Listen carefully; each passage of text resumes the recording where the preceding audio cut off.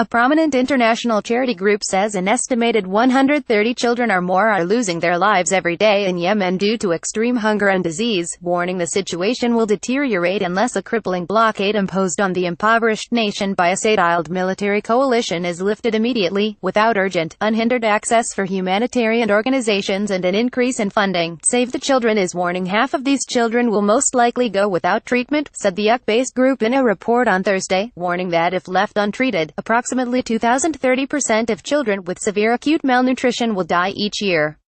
The warning came less than 2 weeks after Saudi Arabia announced that it was shutting down Yemen's air, sea, and land borders, after Yemeni Houthi Ansarullah fighters targeted an international airport near the Saudi capital of Riyadh with a cruise missile in retaliation for ceaseless bombardment of Yemen by the Saudi war machine over the past 2.5 years. The Saudi military, however, announced that it had intercepted the missile, which apparently reached the deepest parts within the Saudi territory. The decision to block access entirely to the key entry points of Sana'a Airport and the ports of Hudaida and Salif puts thousands more children at risk, the charity agency added, predicting that each of the provinces of Hudaida and Taiz, the most affected regions by the ongoing hunger crisis, would lose a staggering 10,000 children by the end of this year. These deaths are as senseless as they are preventable. They mean more than 100 mothers grieving for the death of a child, day after day, said Tamer Karolos, Save the Children's Yemen country director. Meanwhile, 3 of the United Nations agencies, the World Food Programme, UNICEF and the World Health Organization, in a statement made a fresh plea for the Saudi war machine to remove its blockade on the impoverished nation, warning that without aid shipments untold thousands of innocent victims, among them many children, will die.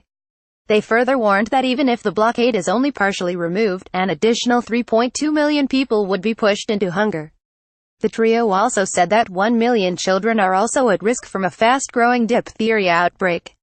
Since March 2015, the Saudi regime has been heavily bombarding Yemen as part of a brutal campaign against its impoverished southern neighbor in an attempt to bring back to power Yemen's former president Abd Rabbu Mansur Hadi, a staunch ally of Riyadh, and crush the Houthi movement, which is in control of large parts of Yemen, including the capital Sana'a.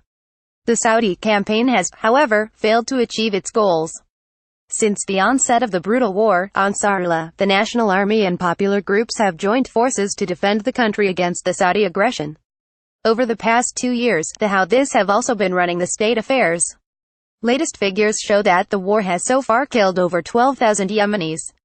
The military campaign has also taken a heavy toll on the country's facilities and infrastructure, destroying many hospitals, schools, and factories. Saudi Arabia has also imposed a total embargo on Yemen, causing severe food and medicine shortages and a cholera epidemic that has so far claimed the lives of nearly 2,200 people.